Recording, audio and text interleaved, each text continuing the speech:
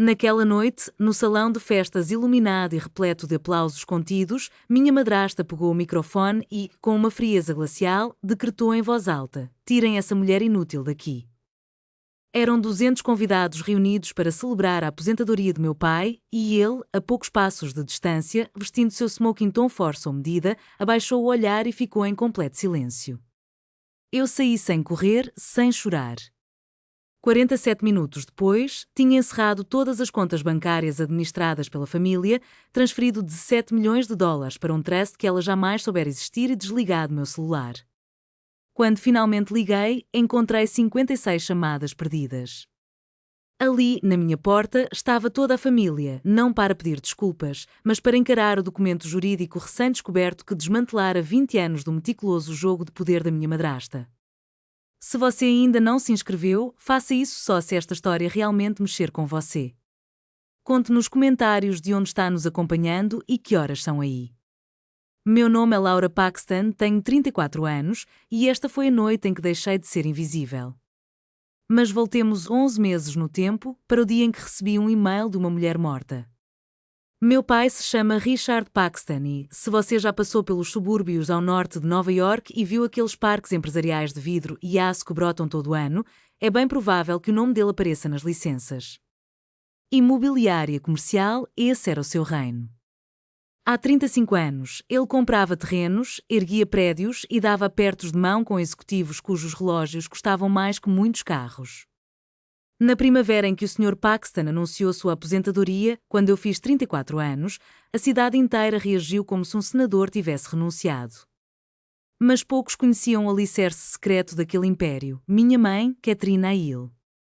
Ela morreu de câncer de ovário quando eu tinha 11 anos. Em 8 meses, ela passou da primeira dor à última despedida e sumiu como se alguém tivesse soprado uma vela bem no meio do jantar. O que ficou gravado na minha memória não foi a imagem do hospital, mas as tardes à mesa de cozinha. Ela sentava-se diante de mim com um rolo de papel craft e um conjunto de lápis técnicos, ensinando-me a desenhar plantas. Esboçava paredes mestras, vigas, a geometria oculta que sustentava cada edifício, repetindo: "Veja, Laura, tudo que é belo começa pela estrutura." Naquele tempo eu nem sabia que ela era arquiteta. Esse detalhe também se perdeu com ela, soterrado sob o peso do luto. 8 meses após o funeral, meu pai casou-se com Diane Hartwell.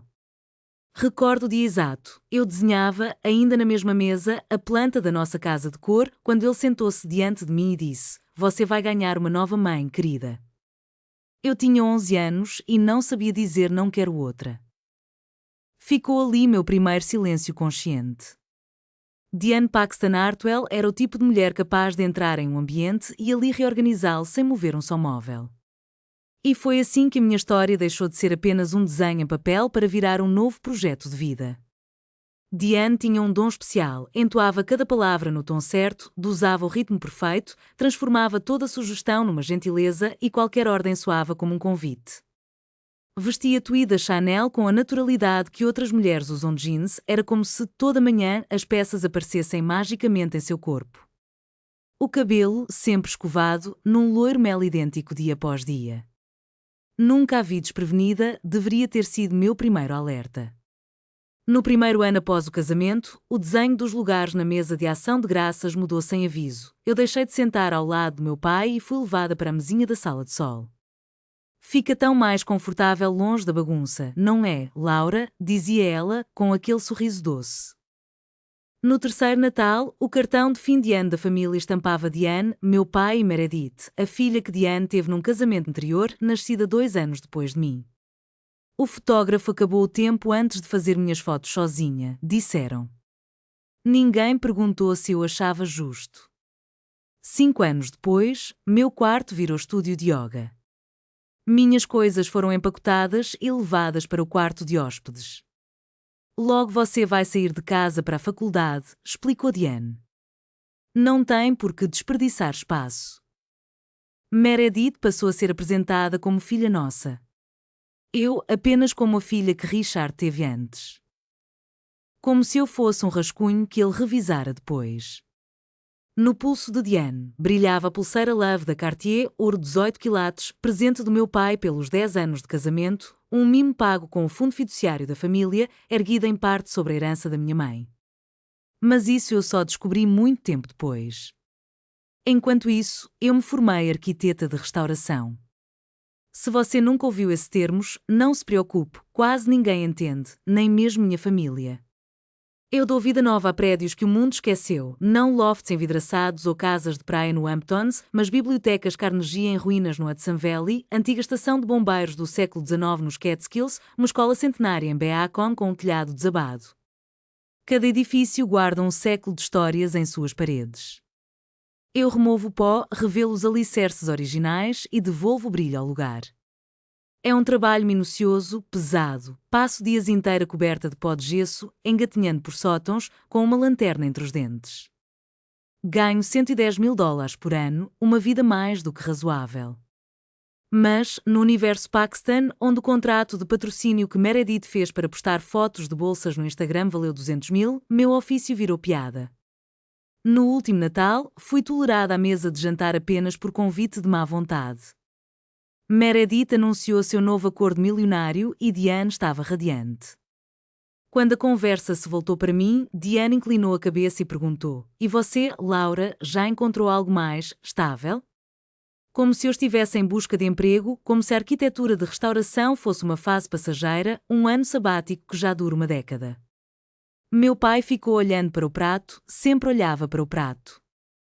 Voltei para casa naquela noite dirigindo meu Subaru Outback de 7 anos, com mais de 300 mil quilómetros e totalmente quitado. Quando saí, a Mercedes GLC da Meredith ainda estava estacionada ao lado, na entrada da garagem. E ali, entre o luxo dela e a simplicidade do meu carro, percebi o quanto aquela distância entre nós havia-se ampliado. Ela bateu de leve no capô antes de entrar e comentou: "Carro fofo, bem a sua cara." Eu não respondi. Apenas continuei dirigindo, sempre assim, acelerava, engolia o que sentia e acelerava de novo. Mas havia algo que ninguém sabia. 6 semanas antes, a Sociedade de Preservação Histórica me entregara a sua mais alta honraria pelo projeto da Biblioteca Carnegie. Eu não contei isso a ninguém. Cansara de anunciar boas notícias para gente que só sabia diminuí-las. Mal sabia eu que aquela biblioteca mudaria tudo na minha vida. 11 meses antes da festa de aposentadoria do meu pai, eu estava agachada no chão do meu apartamento em Brooklyn Heights, revirando uma caixa que não abria há anos. Era a caixa da minha mãe, uma simples embalagem de papelão, já surrada, que me acompanhou desde a casa em Westchester, passando pelo dormitório da faculdade e pelo meu primeiro apartamento.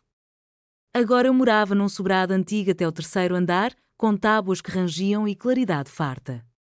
Dentro daquela caixa, encontrei o caderno de capa de cor dela, alguns lápis de desenho, uma foto em preto e branco, minha mãe diante de uma casa pela metade, o cabelo cheio de serragem e o sorriso mais radiante que eu já vira.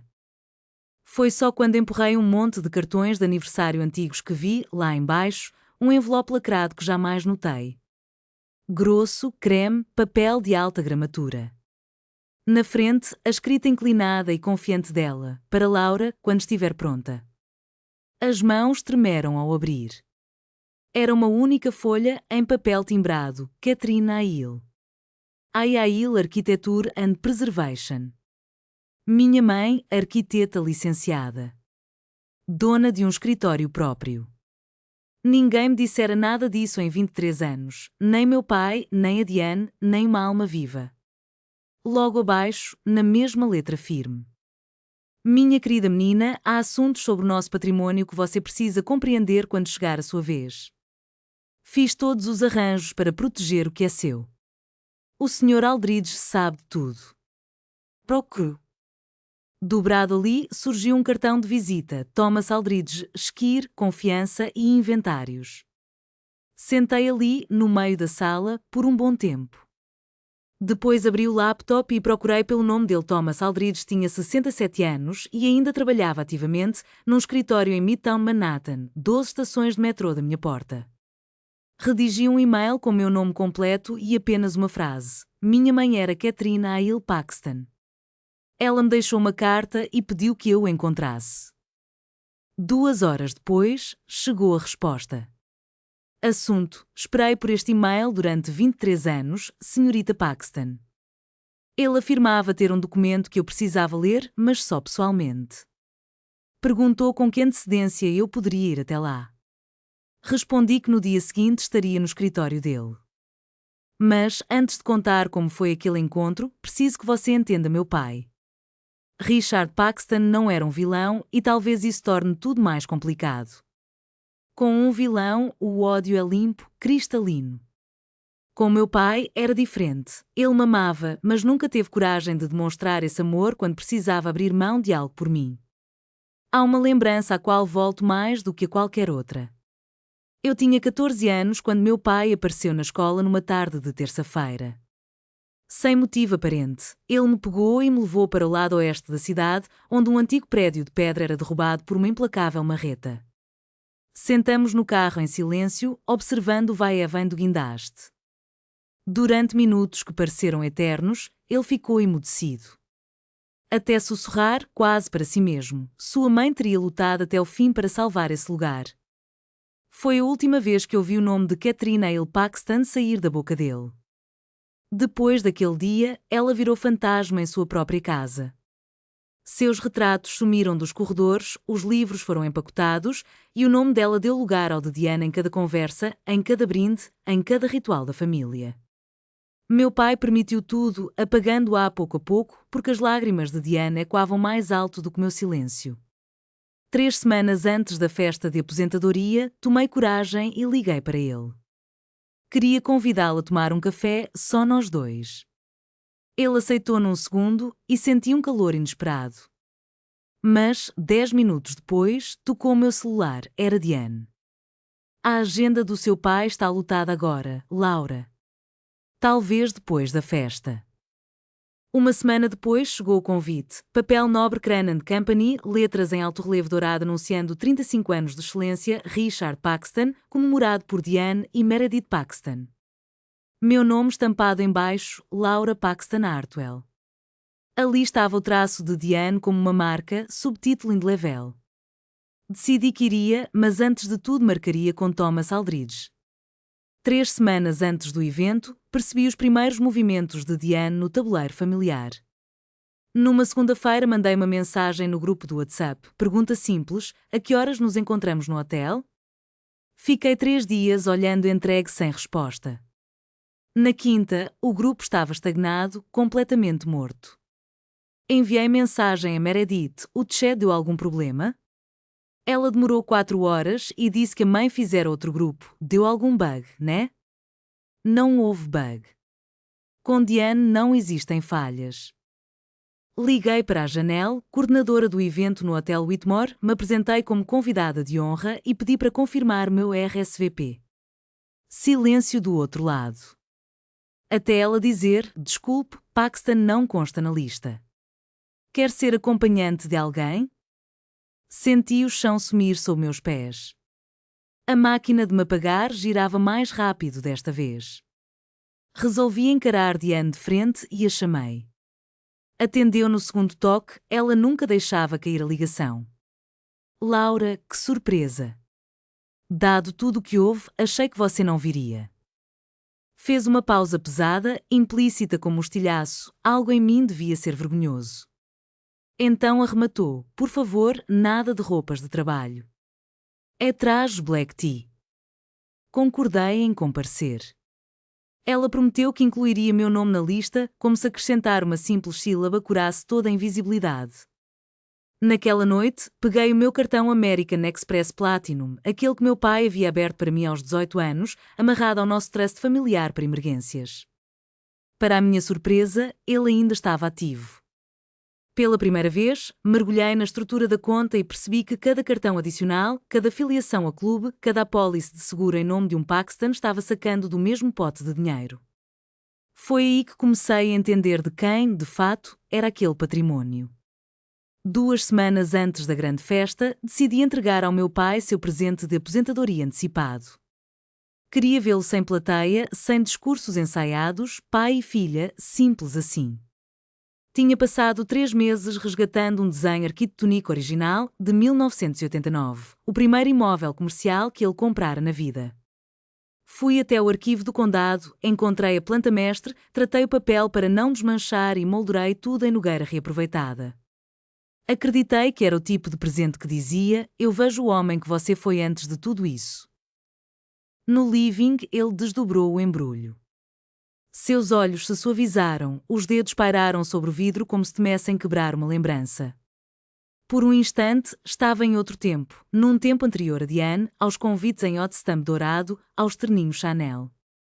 Laura, ele murmurou, mas antes que pudesse continuar, Diane surgiu na porta. Lançou um olhar ao desenho com a indiferença que se dá a um rabisco infantil preso na geladeira. Que fofo, Laura, mas as paredes já estão lotadas. A Meredith mandou pintar um retrato do seu pai, óleo sobre tela, feito por um artista de verdade. Meu pai deixou meu presente num aparador sem tentar segurá-lo.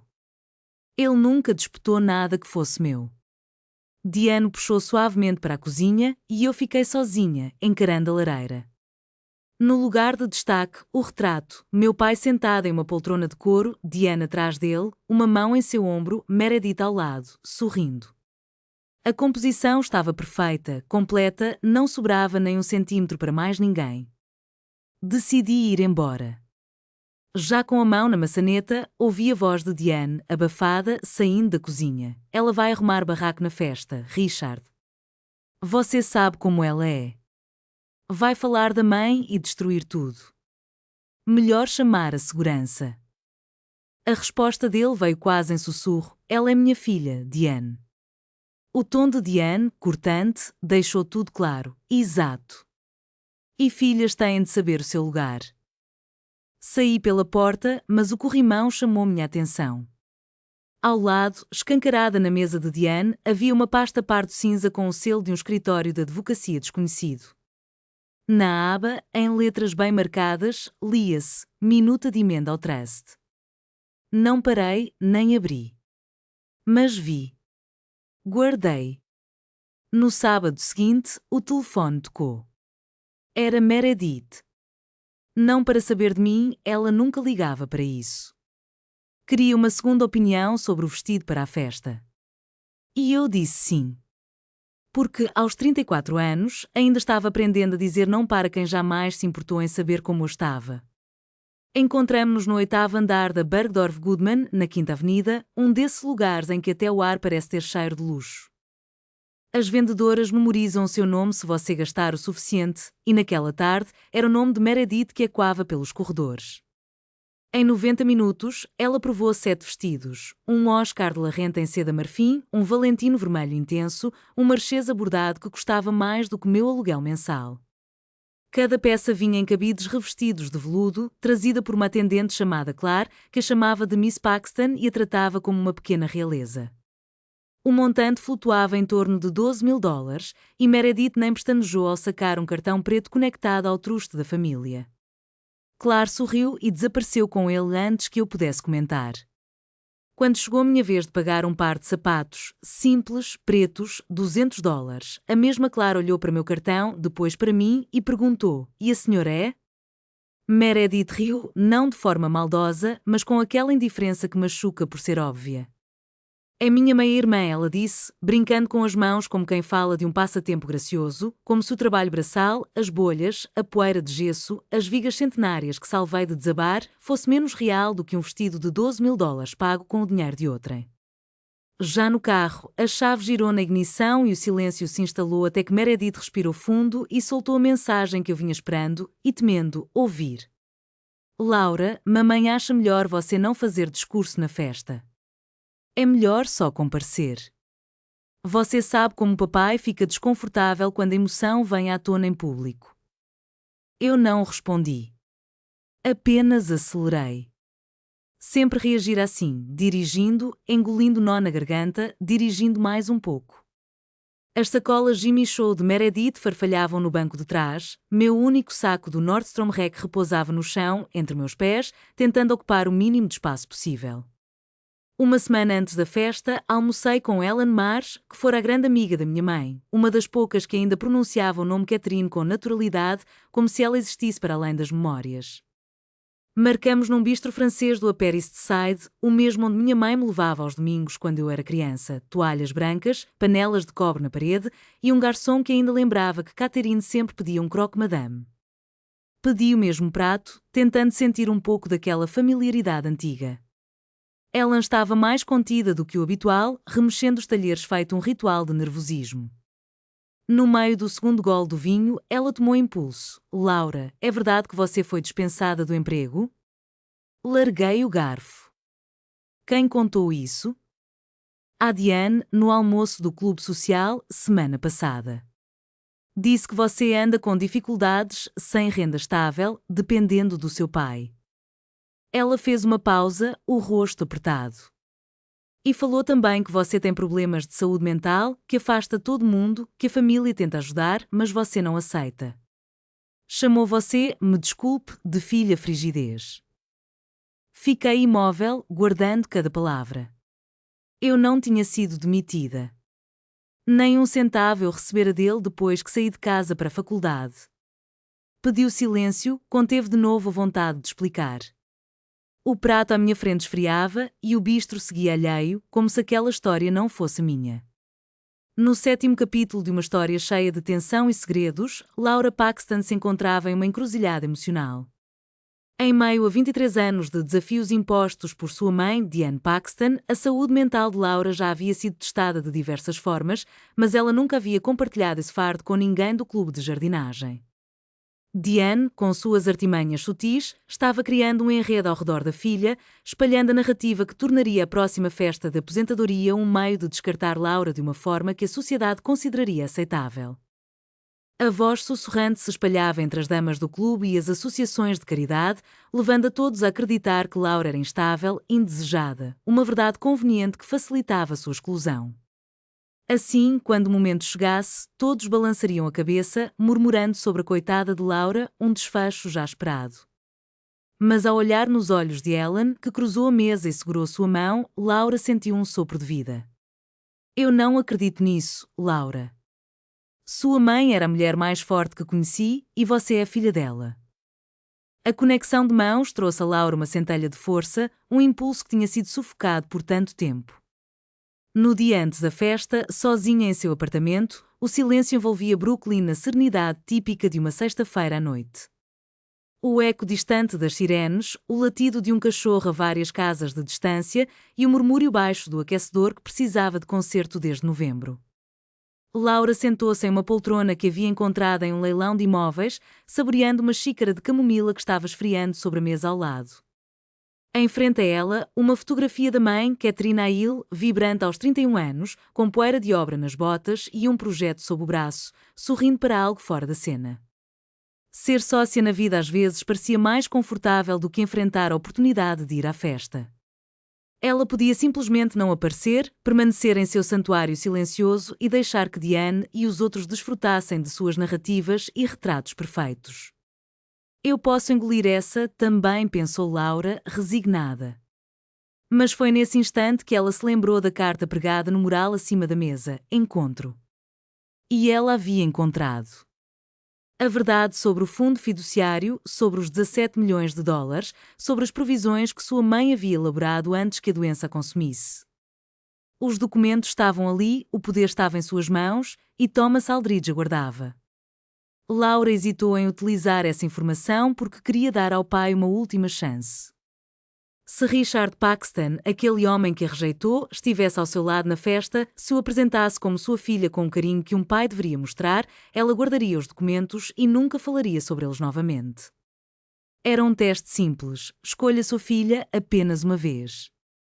Após essa reflexão, ela organizou seu vestido, um azul marinho profundo, linhas limpas e um corte impecável. Nada muito chamativo, mas com elegância suficiente para se fazer notar. Ao abrir sua caixa de joias, Laura retirou os brincos de pérola da Mikimoto, a única herança que Diane não conseguira arrancar dela. A sensação deles em sua palma era um lembrete da força que ainda existia dentro dela, fria, suave e inabalável. Com um novo propósito, pegou o telefone e ligou para Thomas Aldridge. Se eu precisar de você amanhã, pode agir em 1 hora? A voz dele, sempre serena e precisa, respondeu: "Está tudo pronto há 23 anos, senhorita Paxton." E assim, com um despertador programado para as 7, Laura se preparava para o que estava por vir, determinada a não se deixar levar pela narrativa de Diane. Eu pendurei o vestido atrás da porta e dormi profundamente, daquele sono sem sonhos, que só chega quando você deixa de esperar e decide agir. Sábado à noite, em outubro, no Whitmer Hotel, é um cenário feito para deixar qualquer um se sentindo insuficiente, mesmo vestido de gala. Lustres de cristal enormes, como mini-carros suspensos no teto. Piso de mármore italiano polido a ponto de se ver o reflexo. Funcionários de fraque e gravata deslizavam entre os salões, com bandejas de champanhe que brilhavam como ouro líquido. O grande salão estava irreconhecível, mesas redondas cobertas por linho belga branco, arranjos de hortênsias alvas e rosas em tom de dourado suave. Um quarteto de jazz tocava Cole Porter com aquela perfeição que só o dinheiro compra, preenchendo o ambiente com música envolvente. 200 de convidados, sócios de negócios, parceiros de golfe, socialites do Westchester, famílias que estampavam seus nomes em alas de hospitais e fundos de universidades, circulavam sob um banner onde se lia "Cheers to Richard Paxton. 35 Years of Building Legacy." Entreguei meu nome na recepção e a moça conferiu a lista. Rolou as páginas, franziu o senho. Paxton? Laura Paxton? Espere. Aqui está. Você foi adicionada ontem. Ontem? 200 convites confirmados há meses e eu encaixada de última hora como uma nota de rodapé esquecida. Obrigada, disse, e entrei. Primeiro vieram os sussurros, não gritos, mas aquele murmúrio que corre de boca em boca como vento frio. Um grupo de mulheres perto do bar, taças de champanhe erguidas, trocou olhares. Essa é a filha fria. Um homem de terno risca de giz inclinou-se para a esposa, dizem que ela está desempregada há meses. Atrás de um arranjo de flores, ecoou outro, não faz nada direito, só chega e causa cena. As sementes plantadas por Diane floresceram no tempo exato. Mantive a postura ereta e segui em frente, procurando meu pai. O encontrei próximo ao pequeno palco, entre Diane e Meredith, posando para o fotógrafo. 3 pessoas, perfeitamente alinhadas, iluminadas, sem nenhum espaço sobrando para mim. O flash estourou e ninguém me chamou. Ao fundo, percebi 2 seguranças de terno escuro, earpieces nos ouvidos, olhos cravados em mim. Eram ordens para me vigiar. Atravessei o salão como se fosse uma prova de julgamento silenciosa. Cada sorriso parecia uma censura, cada ombro virado, um decreto de exclusão. Passei pelos antigos parceiros de meu pai, homens que me conheciam desde criança. Nenhum se virou. A narrativa de Diane fizera seu trabalho. Ali, eu deixara de ser a filha mais velha de Richard Paxton. Eu era o exemplo que todo mundo ali conhecia apenas de ouvir falar, o aviso vivo que antecedia os acontecimentos. Ao entrar no salão, contornei o círculo que se formara ao redor do meu pai.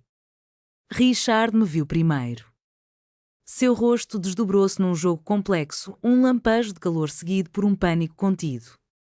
Ele abriu a boca, talvez para dizer algo acolhedor, mas antes que pudesse, a mão de Diane pousou firme em seu ombro, os dedos cravados no tecido do smoking como se puxassem uma guia invisível.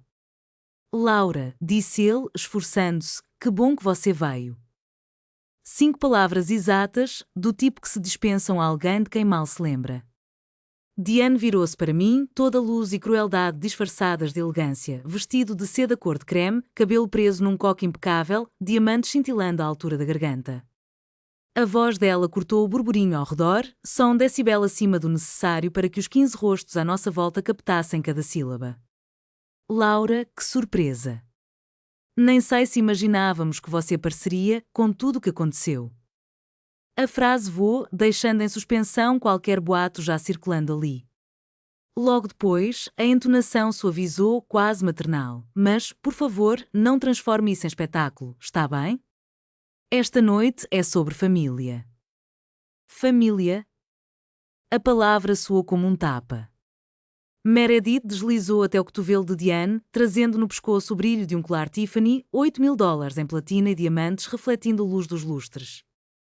Ela observou meu vestido com um sorriso calculado, daquele tipo que faz inventário de possibilidades. Adorei o vestido.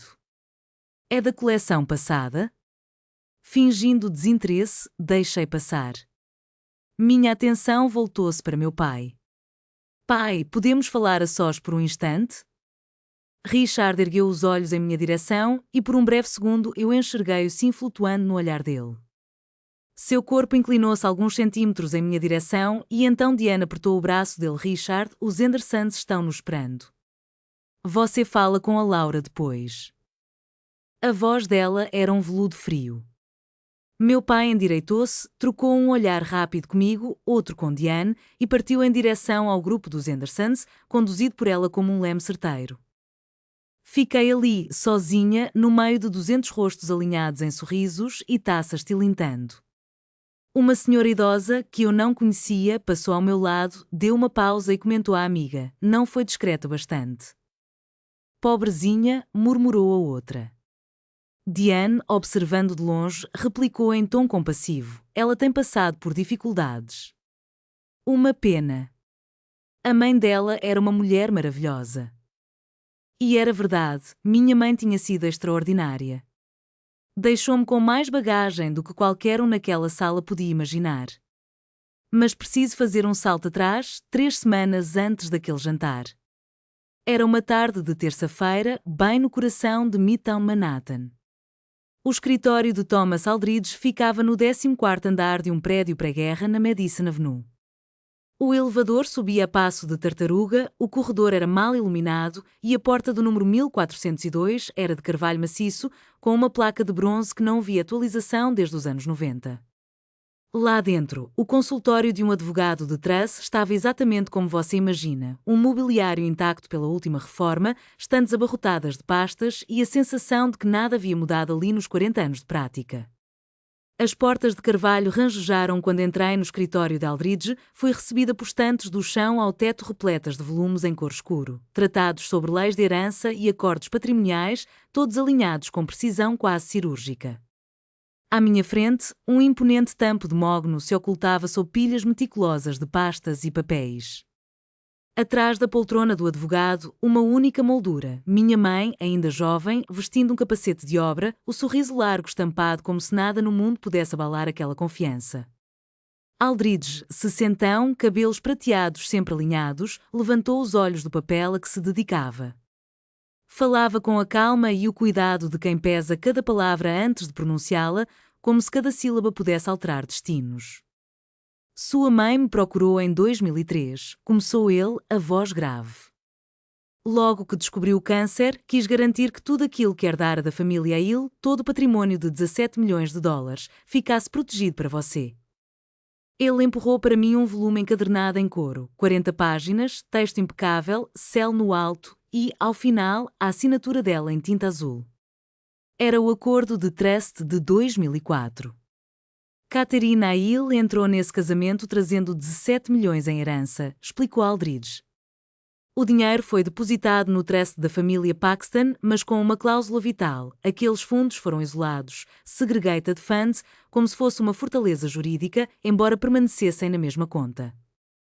Semicerrou os olhos ao deslizar outro documento sobre o tampo. Em 2006, 6 meses antes de falecer, sua mãe assinou uma emenda.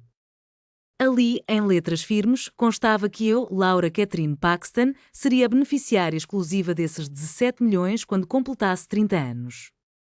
Não havia necessidade de coassinaturas, nem de aval de curador ou conselho.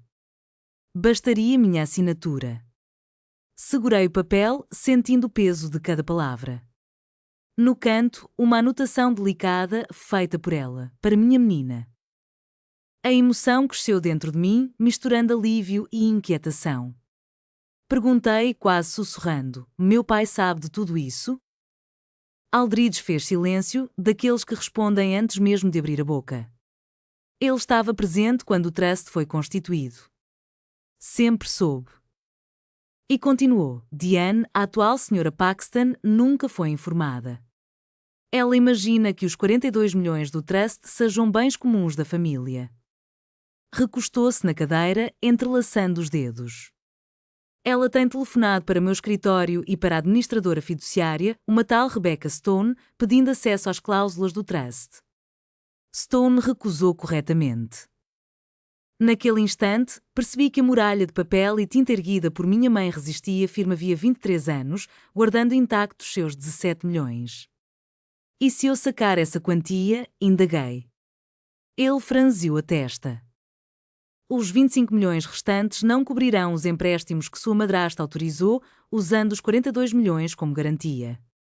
O banco vai emitir uma chamada de margem. O silêncio voltou, pesado. Era a encruzilhada em que eu me encontrava. Mexer em tudo significava arriscar o colapso de toda a fortuna dos Paxton. Não vou assinar nada hoje, anunciei com voz firme. Preciso de tempo. Deixe-me até depois da festa. Quero ver se meu pai me escolhe. Aldridge olhou, mais uma vez, para a fotografia da minha mãe, depois voltou os olhos para mim. Sua mãe entenderia. Saí daquele escritório carregando 2 cópias dos documentos dentro de uma pasta simples, mas, sobretudo, trazendo comigo algo que há muito não sentia, a liberdade de decidir. Agora você sabe o que eu soube quando pisei naquele salão. Deixe-me contar como tudo se desenrolou. Os discursos tiveram início às 20h30 em ponto, e Diane subiu ao pequeno palco antes de qualquer um. Vestia um vestido de seda cor de creme, diamantes cintilando sob o holofote, e proferiu, sem falhar uma única vez, o que parecia o discurso perfeito. Agradeceu a presença de todos, celebrou os 35 anos de dedicação de meu pai, Richard, e chamou Meredith para um abraço que arrancou suspiros de 200 vozes. Falou de família, lealdade e daqueles que realmente transformam uma casa em lar. Mas não disse meu nome. Nem sequer me olhou. Catherine, permaneceu invisível. Quando os aplausos se esvaíram, levantei-me. Não planejara fazer um discurso, só queria caminhar até o palco, entregar ao meu pai um presente, uma pequena caixinha de veludo com uma bússola de latão que eu, com paciência e cuidado, restaurara. Era a mesma que minha mãe lhe dera quando eram jovens e apaixonados, com suas iniciais gravadas, CH. Precisava dizer-lhe algo discreto, íntimo, nosso.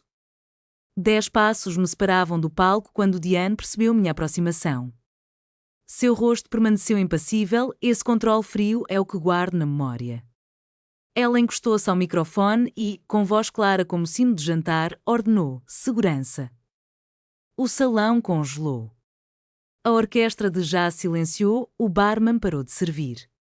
Todas as atenções se voltaram para mim, no meio do corredor, com a caixinha de veludo na mão e as pérolas da minha mãe reluzindo sob a luz dos lustres. Meu pai estava ali, apenas 3 passos à frente, entre o microfone e Diane. Ele olhou para ela, olhou para mim e desviou o olhar. Ficou em silêncio. 2 seguranças surgiram ao meu lado, o mais próximo cochichou: senhora, pedimos que a acompanhe até a saída. Alguns convidados desviaram o olhar, outros permaneceram fitando. Meredith, perto do palco, ergueu o celular, estava filmando sua própria irmã sendo removida da festa de aposentadoria do pai. Depositei a caixinha sobre a mesa mais próxima com a mesma delicadeza de quem recoloca algo amado no lugar, prestes a deixá-lo para trás. Voltei-me para o meu pai, erguendo a voz apenas o suficiente para que os convidados próximos escutassem: vim por você, pai. Não por ela, mas agora entendo sua escolha. E segui em frente, com a coluna ereta e as lágrimas contidas, até atravessar as portas duplas e me ver no saguão. O ar frio de outubro me atingiu como um banho de água gelada. Atrás de mim, Diane retomou o microfone, fingindo um sorriso. Peço desculpas por esse contratempo. Onde estávamos mesmo? A música voltou a tocar, mas eu já estava longe dali. Eu me apoiei nos degraus de mármore do Whitmore Hotel, sentindo o frio do piso acariciar o tecido do meu vestido enquanto a música abafada escapava pelas paredes atrás de mim. Lá dentro, Cole Porter embalava risos e tilintar de taças de champanhe, como se nada tivesse acontecido, como se eu não tivesse acabado de ser escoltada para fora da festa do meu próprio pai por 2 seguranças de terno e microfone no ouvido. O ar da noite era cortante, e eu podia ver meu próprio vapor se dissipar sob o clarão branco-azulado dos refletores de rua. Do outro lado dos vidros do salão, a luz quente inundava o ambiente, dourada e convidativa. Aqui fora, tudo parecia honesto demais. Eu puxei o telefone do bolso e, no reflexo da tela, vi minhas pérolas, um presente da minha mãe, balançando contra a minha pele. O meu rosto, impassível, mas por dentro, uma rachadura profunda, cavada desde os meus 11 anos, se expandia como uma falha geológica. Dei a mim mesma 60 segundos. 60 segundos para sentir cada gota de humilhação. Para absorver o silêncio ensurdecedor onde deveria estar a voz do meu pai. 60 segundos para lembrar que 200 pessoas haviam testemunhado minha expulsão e voltado a brindar como se eu fosse apenas uma cortina sendo fechada. 60 segundos para contar cada palavra engolida, cada Natal passado em uma mesinha apertada, cada volta para casa fingindo que nada importava. Então me levantei. Minha mãe não me ensinou a desistir no primeiro obstáculo, muito menos a dormir na soleira de uma porta. Disfarcei a mão trêmula e disquei o número de Rebecca Stone. Ela atendeu no primeiro toque, eu já havia avisado que poderia ligar naquela noite. Rebecca é a Laura Paxton. Podemos proceder com a transferência para o fundo segregado hoje mesmo. A voz dela soou calma, profissional e desprovida de surpresa. Vou precisar da sua assinatura digital e do código de autorização do Sr. Aldridge. Em até 45 minutos após recebê-los, tudo estará executado. Em 10 minutos você terá, respondi e desliguei. Atrás das portas de vidro, o volume da orquestra cresceu, celebrando a vida e o legado de um homem que, dizem, construiu tudo do nada. Eu não me virei para olhar. Soube depois, pela Ellen Marsh, que ficou até o fim e anotou cada detalhe, que Diane retomou o microfone como se nada tivesse ocorrido. Apertou o discurso, assim como fazia com tudo, com leveza nas palavras e mão de ferro nas decisões. Família é lealdade, disse ela, voz calorosa e inabalável. E hoje comemoramos quem ergueu este império a partir do nada. Como se os 17 milhões da herança de Catherine Hill fossem irrelevantes. Como se a base que sustentou tudo isso nunca tivesse existido. O salão aplaudiu, o champanhe continuou correndo e Meredith postou um story no Instagram direto do palco, um close dela e de Diane, bochecha com bochecha e a legenda família em primeiro lugar. Nem uma linha sobre a irmã que fora expulsa 5 minutos antes. Ela me contou que alguns convidados se remexeram desconfortáveis em suas cadeiras. Lá na mesa 6, uma mulher cochichou no ouvido do marido, e isso não foi certo. Um ex-juiz, chamado Harold Forster, pousou a flute de champanhe na mesa e não voltou a levantá-la. Mas ninguém falou nada. Ninguém se levantou. E é assim que funciona uma sala cheia de gente educada demais para romper o silêncio. Richard ocupava o lugar principal na mesa de honra, impecável num terno escuro. Não comeu nada. Nem levantou a taça quando o sócio brindou em nome deles. Ellen cochichou depois que ele não parava de fitar a caixinha de veludo que eu deixara no aparador, junto ao corredor, um pequeno monumento ao que ruiu. Aquele estojo permaneceu fechado, como se desafiasse alguém a abri-lo. Diane se inclinou e sussurrou, mas não tão baixo quanto imaginava, para um dos parceiros de Richard no ramo imobiliário. Silêncio discreto, mas não tão discreto assim. Laura sempre foi difícil, mimada por Catherine desde que se entende por gente. Ainda assim, todos naquela sala engoliam a história que contaríamos, o glamour, o sucesso, a perfeição mantida sob o véu das aparências. Enquanto brindavam, dançavam e reafirmavam entre goles que tudo estava bem, eu me sentava sozinha no meu carro, no estacionamento do hotel. Ali, na penumbra, segurava o poder de virar aquele espetáculo de pernas para o ar. Abri o laptop no banco do passageiro e a tela atingiu o interior do meu Subaru de um azul pálido. Em volta, o estacionamento do Whitmer escurecia, silencioso, contraste brutal com os 200 convidados que rodopiavam sob a luz de cristais lá dentro. Eu e um hotspot de celular. E, enfim, os 23 anos de silêncio estourando na minha cabeça como pólvora. Disquei a conferência e Thomas Aldridge atendeu primeiro, depois Rebecca Stone. Código de autorização, pediu Aldridge, voz neutra, quase entediada, como se lesse boletim meteorológico.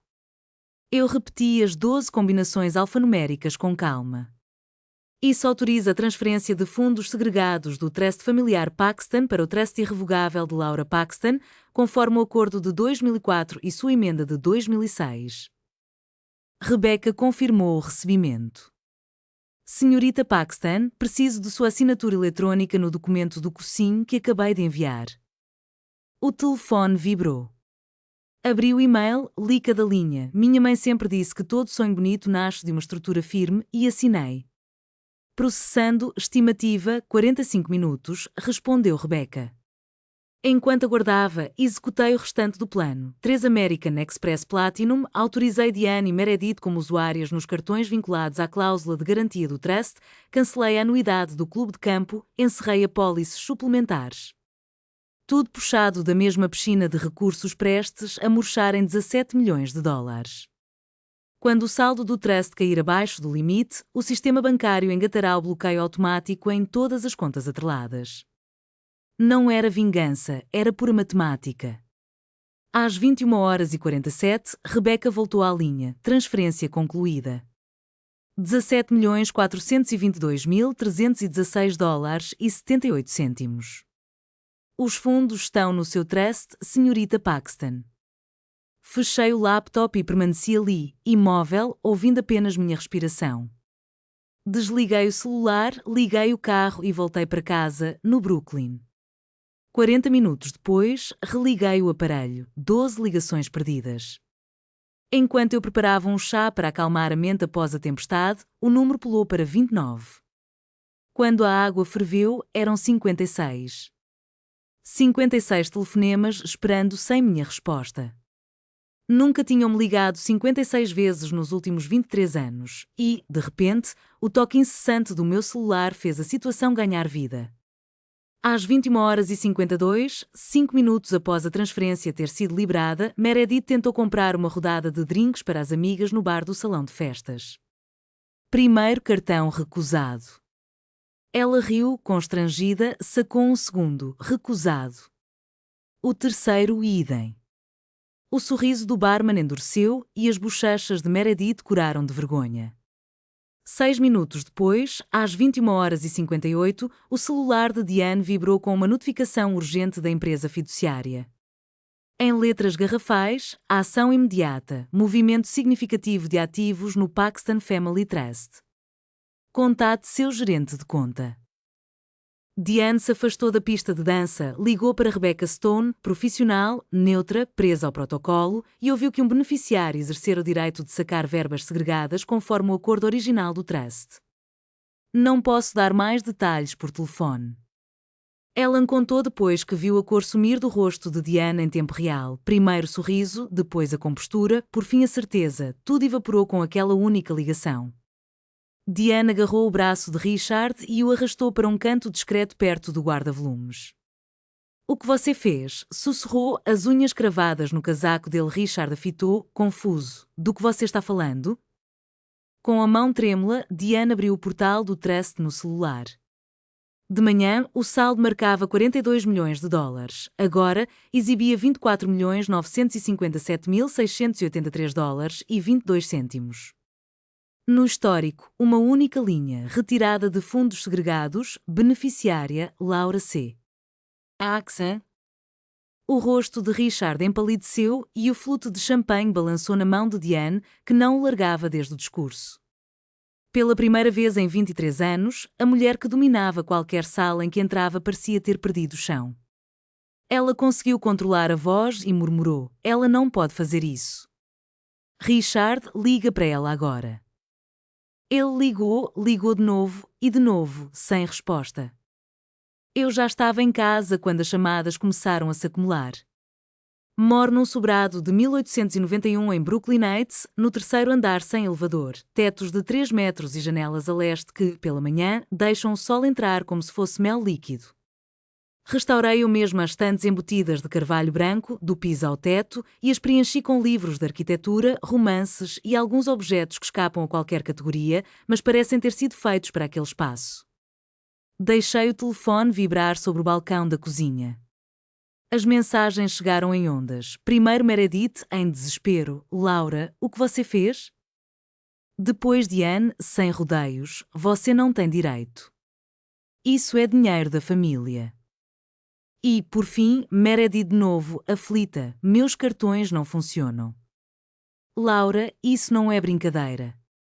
Então veio mensagem de Richard, direta e cortante, e a mais dolorosa de todas. Laura, por favor, me liga. Precisamos conversar. Pouco depois, Diane apareceu em letras afiadas como vidro quebrado. Vou ligar para nosso advogado. Você vai se arrepender. O telefone acendeu e apagou como um monitor de batimentos em família em parada cardíaca. Eu não atendi. Em vez disso, enchi a banheira. Pendurei cuidadosamente o vestido azul marinho na porta do banheiro, tirei os brincos de pérola da minha mãe e deixei-os sobre a penteadeira. Mergulhei na água quente e ali fiquei até a respiração desacelerar, até o vapor desfocar as bordas do mundo. Ao sair, vesti um suéter confortável, preparei chá de camomila e me acomodei na poltrona, de frente para a fotografia da minha mãe, Katrina Hill rindo em um canteiro de obras, coberta de serragem, completamente viva. Fiz o que você pediu, mãe, sussurrei para o quarto vazio. Encontrei ele. E aquilo que você deixou para mim. O celular emudecera depois de 56 chamadas perdidas. Marquei as horas, 23h08. Logo o interfone apitou. Na tela apareciam os três, Richard de fraque e gravata frouxa, o rosto pálido como concreto molhado, Diane, no vestido de seda creme, a máscara escorrendo em trilhas escuras, abraçando a bolsa Hermes como se fosse sua boia de salvação, e Meredith, um passo atrás, segurando o celular contra o peito, olhos inchados de tanto chorar. Por 23 anos, eu visitara a casa deles, concordara com as regras, suportara os jantares e comentários pensados para me diminuir. Agora, era a primeira vez que eles bateram à minha porta. Fiquei parada diante do interfone, absorvendo aquela imagem, Diane Paxton, que jamais pisara no meu apartamento em 7 anos, ali, em pânico e com o rosto manchado. Fui até a escrivaninha, retirei a pasta com o acordo do trust, a emenda, a confirmação de transferência de Rebecca Stone e um último documento, o que guardara desde a reunião com o Sr. Aldridge. Enfiei-o no fundo da pasta. Conferi meu reflexo, suéter de cashmere, cabelo solto, sem uma gota de maquiagem. Limpa. Simples. Minha. Apertei o botão do interfone, podem subir. Destranquei a porta e a recebi antes que alcançassem o patamar. Diane avançou primeiro, salto estalando no assoalho antigo, pronta para o discurso que ensaiara no carro. Ao cruzar meu limiar, cuspiu. Como você ousa? Ergui uma mão, sem alarde, apenas o suficiente. Você está na minha porta, Diane. Abaixar a voz ou sair. Ela quedou-se no meio da palavra, prendendo o fôlego. Aquela noite começou com uma novidade. Pela primeira vez em 23 anos, alguém ousara dizer não a Diane Paxton ali, no meu próprio hall de entrada. Ela me fitou com um misto de choque e desprezo, como quem escuta uma língua desconhecida e descobrira que eu a dominava. Afastei-me num gesto hospitaleiro. Entrem, convidei, mas hoje quem fala sou eu. Eles se acomodaram na minha sala como quem aguarda notícias ruins numa sala de consultório. Richard largou-se na poltrona junto à janela, aquela que eu estofara em linho oliva na primavera passada, e parecia encolhido dentro do seu smoking. Um homem feito para grandes salas de reuniões, agora espremido em um apartamento de Brooklyn perfumado de camomila e livros antigos. Diane, em pé, recusava-se até a encostar o traseiro no sofá. Ficar em pé era o jeito dela de controlar tudo, e ela não pretendia abrir mão desse poder. Meredith sentou-se na beirada do estofado, braços cruzados, o celular numa das mãos, mirada perdida. Diane disparou primeiro, cerceando o ar com acusação. Você roubou desta família. Aquele dinheiro sempre foi do seu pai. Com calma, abri a pasta sobre a mesa de centro. Não levantei a voz. Minha carreira inteira fora dedicada a descobrir as estruturas originais de prédios, a revelar as paredes mestras ocultas por décadas de reformas mal feitas. Era isso que eu faria agora. Na verdade, aqueles 17 milhões nunca pertenceram ao meu pai, disse, deslizando sobre a mesa o contrato de trust. 40 páginas encadernadas em couro, a assinatura da minha mãe em tinta azul. Eles pertencem a ela, Catherine Nall Paxton, sua antecessora. O rosto de Diane se contraiu ao encarar o documento como se fosse uma arma. Isso é falso. Vocifrou. Richard, diga a ela. Ele ergueu os olhos para a pasta, mas não desmentiu. Nem uma palavra. Um silêncio cortante preenchia a sala, tão intenso que parecia vibrar nas paredes. Você sabia, afirmei, sem perguntar. Não é? O pai engoliu em seco, as mãos agarradas aos braços da poltrona. Quando falou, a voz saiu rouca, espremida pela culpa. Sua mãe, ela deixou tudo assim antes de adoecer. Eu devia ter contado a você. Diane virou-se para ele, incrédula. Você sabia? Ele permaneceu mudo. O silêncio dele soou como confissão. Estendi então o segundo documento, uma emenda de 2006, assinada pela minha mãe 6 meses antes de morrer. Nele, meu nome completo, Laura Catherine Paxton, figurava como beneficiária única dos fundos segregados a partir do meu 30º aniversário. Sem coassinaturas, sem aprovações. Eu já fiz 34, portanto, exerci meu direito legal naquela noite. Recostei-me no sofá, deixando os papéis de um lado e minha xícara de chá de camomila do outro. Entre eles, as mãos trêmulas de Diane. Não roubei nada, Diane. Só reivindiquei o que sempre foi meu. Os documentos estão aí. Sinta-se à vontade para ler. E enquanto ela folheava apressada, percebi que, enfim, tinha obstruído o jogo de poder que me era imposto há mais de 2 décadas. Eu observei vasculhar as páginas com olhos afiados, virando folhas, procurando uma brecha, um erro. Mas não encontrou nada. Minha mãe fora impecável. Aldridge, meticuloso. 23 anos de arquitetura jurídica erguida para resistir a qualquer ataque. Quando Diane ergueu o olhar, mudou de tática. A fúria havia desaparecido, substituída por um artifício que eu conhecia bem, o lábio tremendo, a mão delicada pousada no colo, os olhos sampleando num apelo silencioso. Modo vítima ativado. Era sua performance mais ensaiada. Richard, ela suspirou, virando-se para meu pai, estou destruindo essa família. Depois de tudo que fiz por eles, por ela. Não deixei a chance escapar.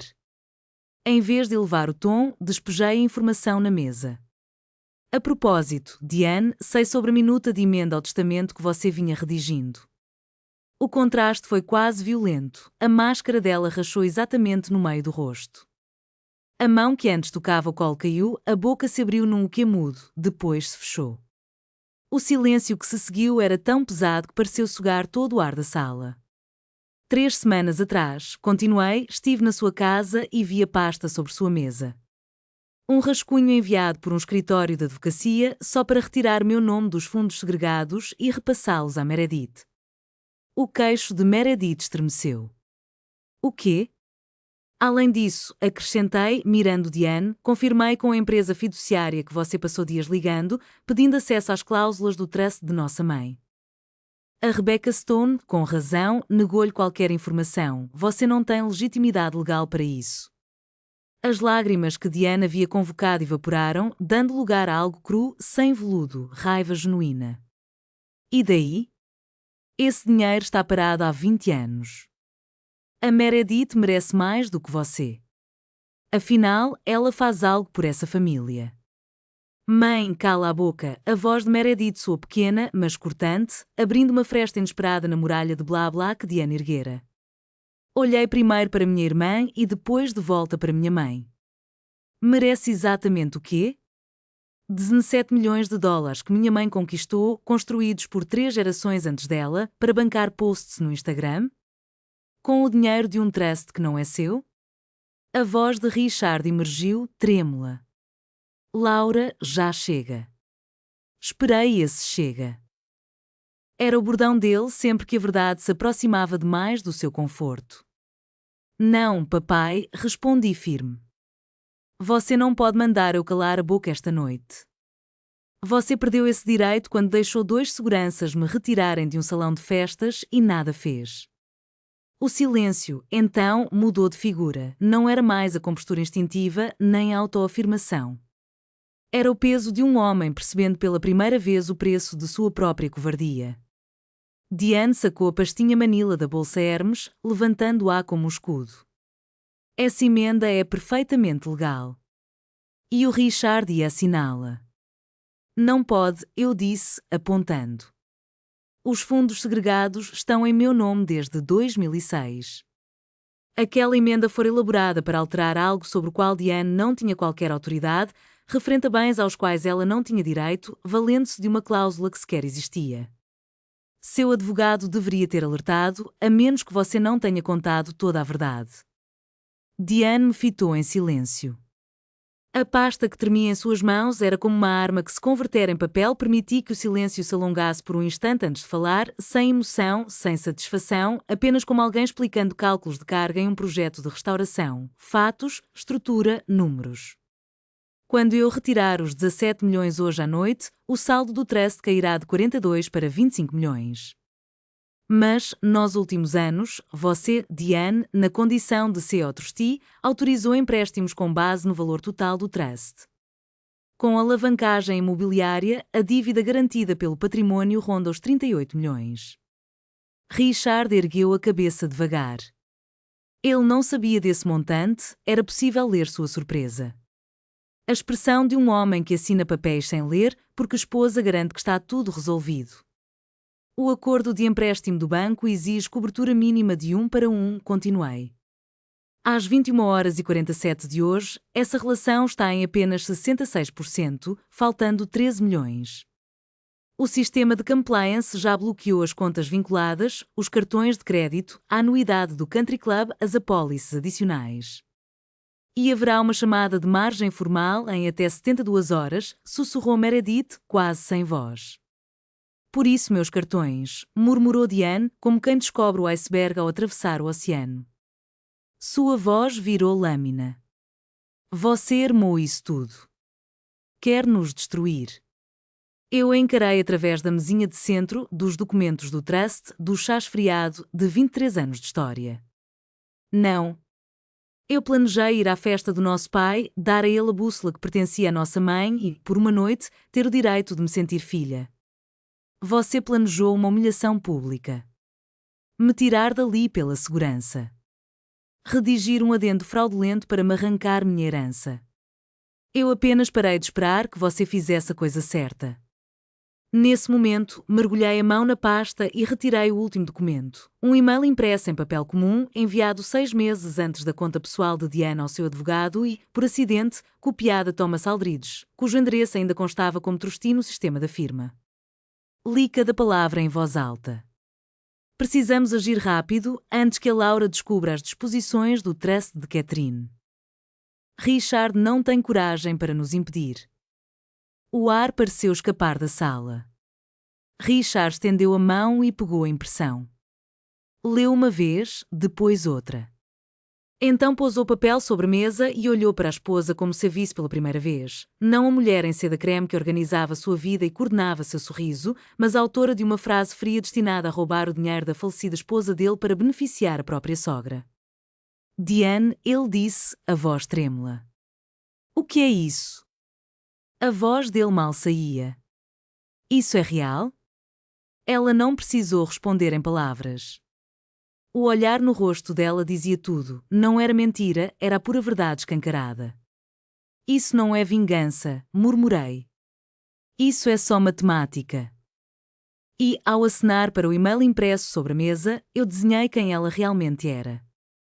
O que aconteceu depois soou como uma estrutura desabando, não num colapso cinematográfico, mas naquele rachar lento que só acontece quando uma construção se apoia numa fundação podre há anos e um único pilar finalmente dá problema, fazendo tudo acima estalar. Diane estendeu a mão para o papel, como se arrancá-lo de cena pudesse apagar as palavras escritas. Richard puxou de volta. Ela se virou e lá estava de novo, o tremor no queixo, os olhos marejados, a mão na garganta. Ela está-te manipulando, Richard, assim como a Catherine sempre fez. Meu pai se levantou. Em 23 anos, eu nunca tinha visto Richard Paxton ousar enfrentar Diane. Ele costumava ceder, desviar o olhar e deixar o silêncio falar por ele. Mas, naquela frase, algo ecoou tão forte dentro dele, como se houvesse um muro ainda de pé que nem ele imaginava existir. Pare! A voz dele vacilou, mas as palavras soaram implacáveis. Diane se calou. A boca aberta, sem reação pronta, talvez pela primeira vez em todo o casamento, ela não soube o que dizer. Então Meredith se ergueu do sofá, devagar. A pele manchada pelas lágrimas, mas a voz firme mais do que a de qualquer um dos pais. Laura. Eu não sabia do trust, da emenda, de nada.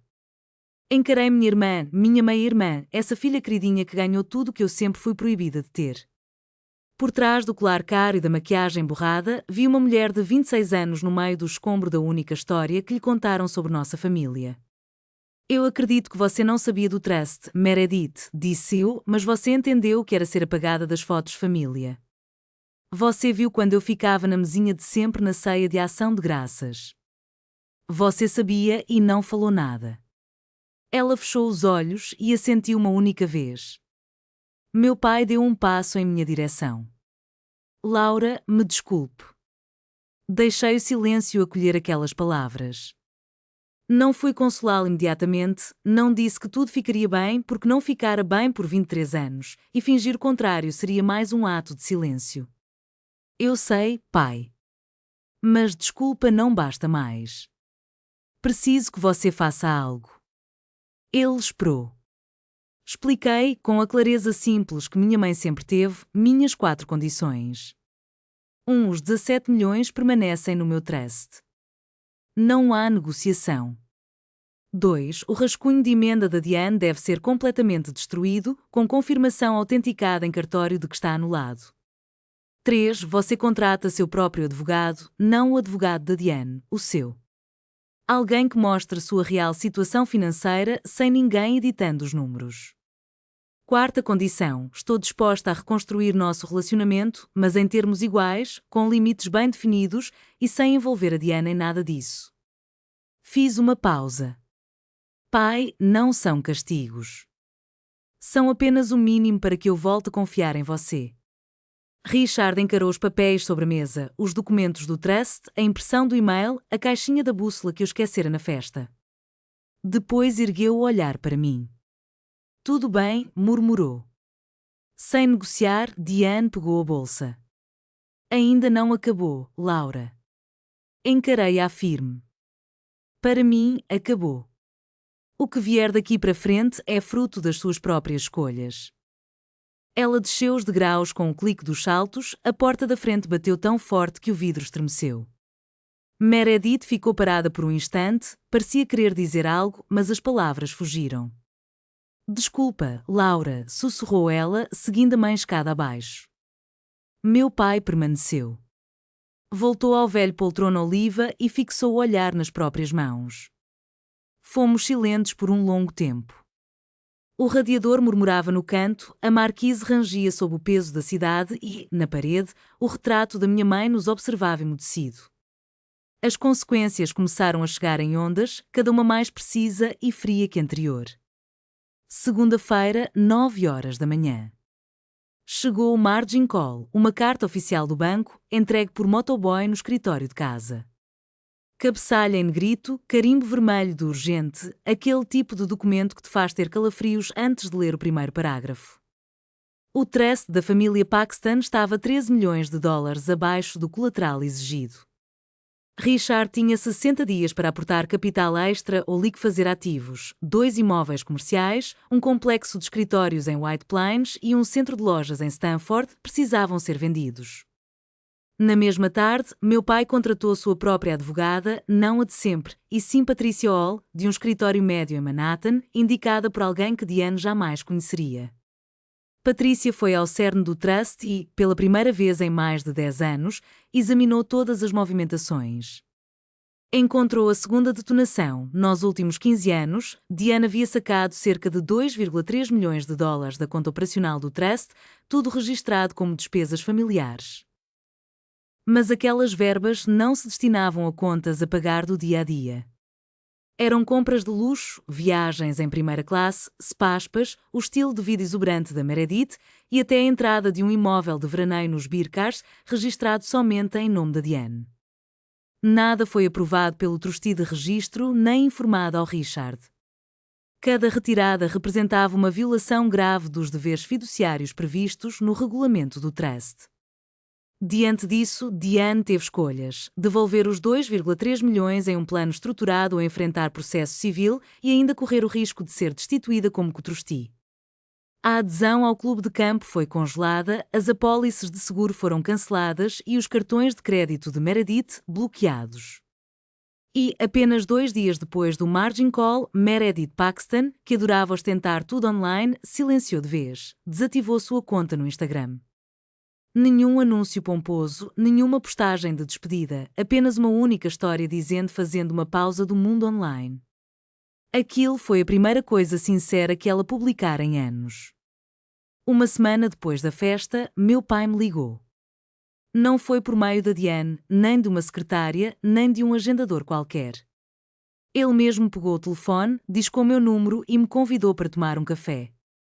Marcamos no bistro francês do Upper East Side, aquele de toalhas brancas e panelas de cobre que minha mãe tanto adorava. Quando cheguei, ele já estava sentado. Parecia ter envelhecido de repente, como se uma década tivesse se empoleirado em seus ombros num piscar de olhos. A gola da camisa estava frouxa, os olhos afundados em sombras, a barba por fazer. Na frente dele repousava uma caixinha forrada de veludo. "Abra, por favor", disse ele. Dentro, sobre uma almofada de cetim, estava a bússola de latão que passara semanas restaurando. Removi a pátina, consertei a dobradiça e ilustrei o estojo até que as iniciais gravadas voltassem a brilhar. C. Catherine Aile. Minha mãe lhe dera aquele presente no 2º ano de namoro, quando ele confessou que queria construir coisas e ela respondeu que, antes de tudo, ele precisava saber para que lado estava olhando. Meu pai virou a bússola na palma da mão. A agulha ainda tremia, balançava até se firmar, apontando o norte verdadeiro. "Ela era a minha bússola", murmurou. Mas sua mãe e eu deixamos alguém mais assumir o leme. Silencioso, ele chorava com o maxilar duro e os olhos marejados, o jeito contido dos homens da geração dele. Eu não o via chorar desde o funeral, 23 anos atrás. Não disse "vai ficar tudo bem", porque não estava. Ainda não. Mas respondi: "Pai, fico feliz que você tenha vindo. Já é um começo." Foi então que ele revelou ter pedido à Diane que saísse de casa, ao menos por enquanto. Nada de divórcio ainda, mas uma separação. Ela estava num hotel em Scarsdale e ele precisava de espaço para entender o que acontecera em sua vida enquanto fingia não perceber nada. Pedimos café e, sem combinar, escolhemos ambos o croque madame, o pedido fixo da minha mãe, todo domingo, naquela mesa exata. Nem precisávamos falar sobre isso, a lembrança estava ali, saborosa e silenciosa. 2 semanas depois da festa, Diane apareceu na minha porta. Sozinha. Sem rímel, sem vestido de seda. Vestia um casaco de cashmere cinza sobre um vestido preto simples e o rosto estava nu, sem base, sem corretivo, apenas uma mapa cru de uma mulher de 58 anos que não dormia há tempos. O bracelete Cartier Love, que ela adorava, sumira do pulso. Soube depois que ela o tivera vendido para começar a saldar os 2,3 milhões. Ela não tocou a campainha. Deve ter acompanhado alguém até o hall. Abri a porta e a encontrei no meu patamar, braços soltos ao lado do corpo, menor do que eu jamais a vira. "Você destruiu tudo o que eu construí", declarou ela. Não havia raiva na voz dela, nem dramatização, aquela foi a frase mais seca e honesta que Diane Paxton já proferira. Encostei-me ao batente e respondi: "Diane, você só construiu sobre o alicerce de outra pessoa, o dinheiro da minha mãe, o marido da minha mãe, até a filha da minha mãe. Você tentou-me apagar para ficar com todo o palco." Quando pronunciei aquelas palavras, ela estremeceu, não o gesto ensaiado de quem está no palco, mas o tremor real, aquele que surge nos cantos dos olhos antes que a mente tenha tempo de filtrar. E então, numa voz trêmula, disse algo que eu jamais esperara ouvir.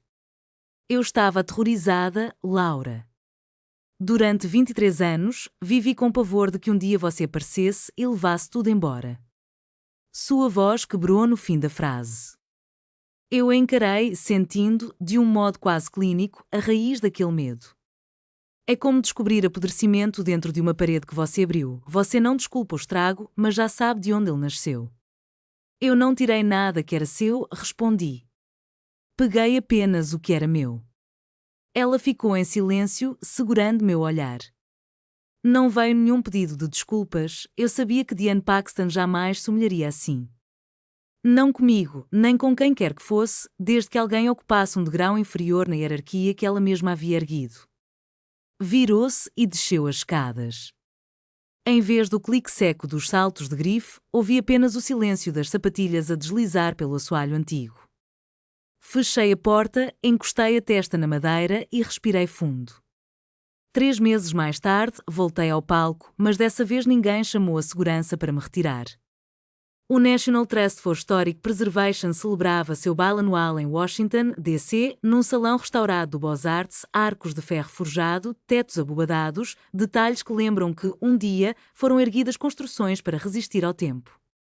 Eu estava ali como convidada de honra. A razão? Apresentar o primeiro projeto da Catherine Hill Foundation, o instituto que eu criara para usar parte de meus recursos na restauração de edifícios históricos ameaçados em comunidades carentes. Nosso projeto inaugural era um centro comunitário em Baltimore, bairro que já foi alvo de redlining, erguida em 1912, abandonada em 1987, oficialmente condenada em 2014. Seríamos nós a devolver-lhe os muros de sustentação, as cerâmicas originais, a estrutura inteira, como se permitíssemos que suas próprias fundações contassem de novo sua história. Naquele evento de gala, vestia um vestido verde esmeralda, de corte simples e preciso. Atrás de mim, na imensa tela, brilhavam letras de quase 2 metros, Catherine Hill Foundation, preservando o que importa. Ícones de pérola da minha mãe reluziam discretos nos meus lóbulos, uma homenagem silenciosa à mulher que, sem eu saber, foi uma grande arquiteta. Meu pai me observava em primeira fila. Richard Paxton atravessara sozinho o caminho do Westchester até ali, sem Diana ao lado, sem assessoria, apenas um pai de terno azul marinho, ereto, olhando sua filha falar. Falei daquelas construções que a maioria ignora ao passar, das que são condenadas porque, convenhamos, é mais fácil derrubar do que descobrir as virtudes esquecidas sob o reboco. Falei da minha mãe, da arquiteta que jamais soube que era arquiteta, que entendia que toda beleza nasce de uma base sólida e bem projetada.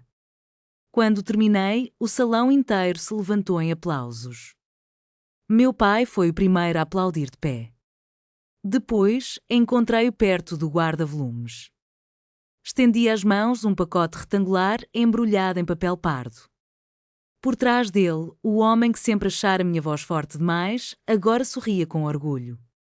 Era uma noite fresca em Washington, D.C., quando decidi abrir o pacotinho cuidadosamente envolto em papel. Para minha surpresa, era a reprodução arquitetônica que eu havia dado ao meu pai na festa de aposentadoria. A ideia de restaurar o projeto original de seu primeiro edifício, encontrado nos arquivos da cidade, tinha sido um gesto simples, mas aquele quadro, em madeira de noz escura com vidro de qualidade museológica, muito me impressionou. Ele olhou para mim com um misto de vulnerabilidade e coragem que só um homem imperfeito pode exibir e confessou: ele está na minha parede desde o dia que recebi. Apenas nunca contei à Diane. Emocionado, segurei o quadro contra o peito e disse: obrigado, pai. Isso significa mais do que você imagina. Juntos, saímos para enfrentar a noite de D.C., um momento de ligação que transcendeu as palavras. 2 semanas depois, algo inesperado chegou pelo correio. Uma carta manuscrita, sem remetente, mas imediatamente reconheci o papel. Era Meredith. 3 páginas escritas com cuidado, repletas de desculpas sinceras. Não aquelas que tentam justificar comportamentos ou tirar o peso da responsabilidade, mas uma confissão crua e honesta que só uma jovem de 26 anos consegue redigir ao finalmente enxergar sua vida com clareza. Ouvindo meu coração, guardei a carta na mesa ao lado da carta da minha mãe, junto à caixa de bússola que ela me deixara. Algumas coisas pedem tempo, alguns edifícios não podem ser restaurados em uma única estação, mas a fundação, a verdadeira, a que sustenta tudo, está firme. Meu relato se desenrola e revela uma verdade. Eu não venci porque gritei mais alto, não venci por ter mais dinheiro ou poder ou crueldade do que aqueles que tentaram me apagar. Minha vitória se deve a um ato silencioso e poderoso que ocorreu 23 anos atrás, quando minha mãe, em seus últimos dias, sentou-se com um advogado, uma caneta e um interminável rolo de papéis e construiu algo que resistiria ao tempo. Sem drama. Sem raiva. Apenas com estrutura, como ela sempre fizera em tudo na vida. Certa vez, acreditei que a força era sinônimo de resistência. Pensei que se aparecesse em todos os jantares, sentasse àquela pequena mesa e voltasse para casa em silêncio, engolindo o que me serviam sob o rótulo de família, alguém eventualmente me veria. Mas, ao passar do tempo, percebi que não era a invisibilidade, mas a conveniência da invisibilidade aos olhos dos outros que me apagava. E a única pessoa capaz de mudar essa situação era a que me encarava no espelho. Se estas palavras ressoam com você, se reconhece os sussurros, a exclusão, o ato de ter seu nome intencionalmente escrito errado, enquanto os seus feitos são recebidos em silêncio e os de outros com aplausos, quer que saiba, você não é louco, não é sensível demais, não é difícil. E não precisa se consumir em chamas para aquecer os outros. Na carta que minha mãe me deixou estava a instrução: encontro. E o que encontrei não foi apenas um advogado ou um documento legal ou mesmo os 17 milhões de dólares. Encontrei o que a minha mãe realmente protegia, meu direito de ocupar espaço neste mundo. Obrigado, mãe, pela carta, pelo Sr. Aldridge, pelas pérolas e por me ensinar que certos edifícios são dignos de serem salvos, incluindo aquele onde eu vivo agora. Antes de seguir em frente, imagine esta história refletida num rosto que você ama ou naquele cujo abraço você já quis recusar. Se ela trouxe à tona alguém a quem você precisa impor limites, compartilhe o relato com essa pessoa, não como uma arma, mas como um espelho. E se alguma vez você teve de escolher entre manter a paz ou preservar sua dignidade, conte-me nos comentários. Quer saber qual porta você abriu, a do silêncio ou a do respeito por si mesmo? Eu leio cada palavra que vocês escrevem. Na descrição abaixo, existem outras histórias tão íntimas quanto a minha. Se você chegou até aqui, foi até o fim desta jornada, saiba que é exatamente o tipo de pessoa que merece escutá-las.